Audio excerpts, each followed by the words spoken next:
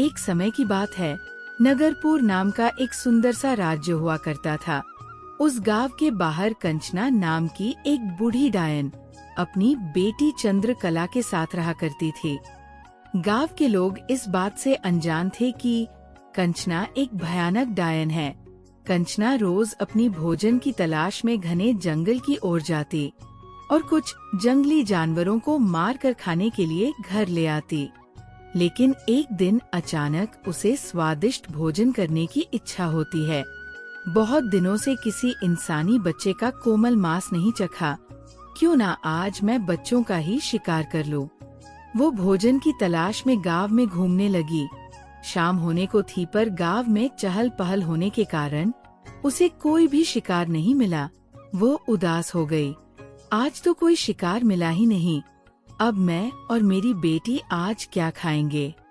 कंचना वापस अपने घर जा रही थी कि तभी उसकी नजर एक बच्चे पर पड़ी।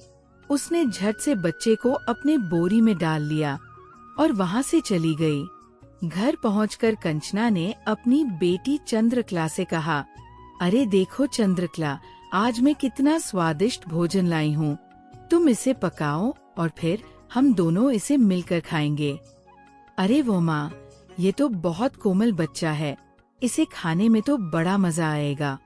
हाँ, हम दोनों रोज ऐसा ही स्वादिष्ट भोजन करेंगे। मैं हर शाम गांव से ऐसे ही प्यारे प्यारे बच्चे लाऊंगी। कंचना रोज शाम को गांव में घूमने जाती और हर रोज एक बच्चा उठा लाती। गांव से धीरे धीरे बच्चे गायब होने लगे। इसके कारण सभी गांव वाले चिंता में पड़ गए। गांव के लोग शाम होने से पहले ही अपने बच्चों को घर वापस ले जाते थे। बहुत दिन बीत गए पर कंचना को कोई शिकार नहीं मिल रहा था। लगता है गांव के सभी लोग सावधान हो गए हैं।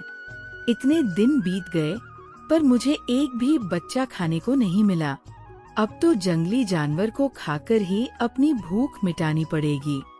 कंचना दुखी होकर जंगल की तरफ जा रही थी कि तभी उसे आम के पेड़ में बैठा एक लड़का दिखाई दिया। अरे वाह, कितना मोटा और तंदुरुस्त बच्चा है, इसे तो मैं आज अपने भोजन में खाऊंगी। कंचना बहुत प्यार से पेड़ के पास पहुंचकर बच्चे से कहती है, अरे बेटा, ये आम तो दिखने में बहुत मीठे लगते हैं, क्या तुम मुझे थोड़े से आम खाने के लिए दोगे? मैं बहुत दिनों से भूखी हूँ। बच्चा बहुत बदमाश था। जरूर, मैं आपको थोड़े बहुत नहीं बल्कि बहुत सारे आम ले जाने दूंगा। क्या सचमुच? तो आओ नीचे आकर मुझे थोड़े आम खिला दो। अगर आपको आम खाने हैं तो आप पेड़ पर चढ़ जाइए और जितना जी चाहे उतना आम खाइए। अरे बेटा, ये तुम क्या बोल रहे हो? भला मैं पेड़ पर कैसे चढ़ सकती हूँ? मैं तो बहुत बूढ़ी हो गई हूँ ना।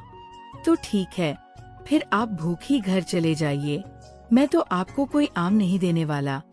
ये बच्चा तो बहुत शैतान है, इसे पकड़ना तो मुश्किल काम है। कंचना एक तरकीब सोचती है और वो आम के पेड़ के नीचे बैठकर जोर जोर से रोने लगती है। लगता है मैं भूखी ही मर जाऊंगी। अब तो मेरे शरीर में थोड़ी भी ताकत नहीं बची है। ये सब देखकर बच्चे को बूढ़ी डायन के ऊपर दया आ जाती है। अरे दादी, रो क्यों रही हो? मैं अभी कुछ आम तोड़कर नीचे फेंकता हूँ ना, आप उन्हें उठाकर घर ले जाना। नहीं नहीं, अगर तुम आम नीचे फेंकोगे तो वो गंदे हो जाएंगे। तुम ऐसा करो, कुछ आम तोड़कर नीचे ले आओ, हम दोनों मिलकर उन्हें खाएंगे। ठीक है दादी, मैं अभी आम तोड़कर नीचे आता हूँ। बच्चा जैसे ही आम तोड़कर पेड़ के नीचे आता है, बूढ़ी डायन जल्दी से उसे अपने बोरी में डाल लेती है। गांव में रहने वाला मनोहर लकड़हारा ये सब देख लेता है और बूढ़ी डायन का पीछा करने लगता है। कुछ दूर जाने के बाद कंचना को प्यास लगती है। क्यों ना इस बोरी को झाड़ियाँ में छुपाकर थोड़ा पानी पी लिया जाए। कंचना बोरी को झाड़ियों में रखकर पानी पीने के लिए चली जाती है। तभी मनोहर चुपके से बोरी में से बच्चे को निकाल देता है और उसमें पत्थर और कंकर भर देता है। मनोहर गांव में पहुंचकर सबको कंचना के बारे में बताता है। उधर कंचना भी बोरी के साथ अपने घर पहुंचकर चंद्रकला को बोरा देते हुए बोलती है, ये लो बेटी, आज तो मैं बहुत थक गई हूँ। क्या माँ, आज हमें फिर से जंगली जानवर का ही मांस खाना होगा। अरे तुम बोरी खोल के तो देखो, इतना स्वादिष्ट भोजन तुमने पहले कभी नहीं देखा होगा। चंद्रकला बोरी को खोलकर देखती है। अरे ये क्या माँ, आज से हम ये पत्थर और घास खाएंगे। अरे ये तुम क्या बोल रही हो, इसमें तो मैं मोटा और तंदुरुस्त बच्चा रखा था, फिर ये झाड़ी और पत्थर कहाँ से आ गए? माँ कहीं वो बच्चा निकलकर भाग तो नहीं गया? मुझे भी यही लगता है। शायद जब मैं पानी पीने गई थी उसी समय वो बच्चा वहाँ से भाग गया होगा। मैं उसे अभी पकड़ कर लाती हूँ। कंचना बच्चे को ढूंढने के लिए निकल जाती है और इधर गांव के लोग कंचना का ही इंतजार कर रहे थे। जैसे ही कंचना गांव में आती है उसे वही बच्चा खेलता हुआ नजर आता है। अच्छा, ये बच्चा यहाँ है, इसे तो मैं आज मार ही डालूंगी। डायन जैसे ही बच्चों के पास पहुँचती है, अचानक उसके ऊपर एक जाल आकर गिरती है और डायन पिंजरे में फंस जाती है, जो गांव वालों ने उसे पकड़ने के लिए बिछाया था।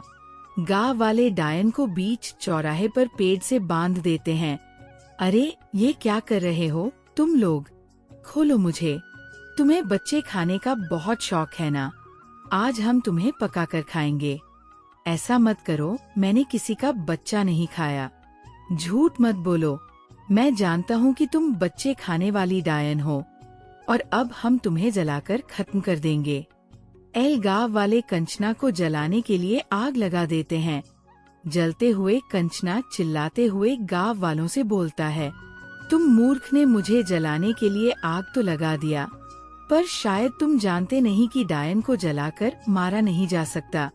मेरी बेटी चंद्रकला को आने दो, वह तुम सबको नहीं छोड़ेगी, तुम सब मरोगे। अच्छा तो तुम्हारी एक बेटी भी है, फिर तो वो तुम्हें ढूंढने जरूर आएगी। बहुत समय बीत जाने पर भी जब कंचना वापस घर नहीं पहुंचती है तो चंद्रकला उसे ढूंढने निकल पड़ती है और वह कंचना को ढूंढते हुए गांव में जा पहुंचती है। वहां जाकर वह अपने माँ को पेड़ से बंधे जलते हुए देखती है। माँ ये सब क्या हो रहा है माँ? तुम्हारा ये हाल किसने किया? मैं अभी आपको छुड़ाती हूँ।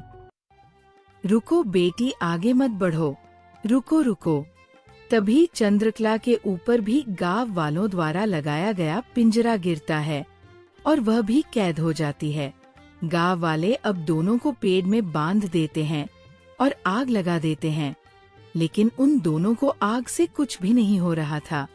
इस कारण सभी गांव वाले परेशान हो जाते हैं और दोनों डायनों को मारने का तरीका सोचने लगते हैं। तभी वहाँ पर एक साधु बाबा आते हैं। क्या हुआ बेटा, तुम सब इतने परेशान क्यों हो? मनोहर लकड़हारा साधु को सारी बात बता देता है। साधु सभी गांव वालों को एक मटके में से मिट्टी निकाल कर देते हैं। ये मिट्टी इन दोनों पर फेंक दो और साथ ही मैं जो मंत्र बोल रहा हूँ उसे पीछे पीछे जाप करो, ये दोनों इससे भस्म हो जाएंगे। फिर सभी गांव वाले साधु के कहे अनुसार मंत्र का पाठ करना शुरू कर देते हैं और मिट्टी उन दोनों पर फेंक देते हैं। देखते ही देखते दोनों माँ और बेटी जलकर राख हो जाती है। इस तरह पूरे गांव के लोगों को बच्चे खाने वाले डायन से छुटकारा मिल जाता है।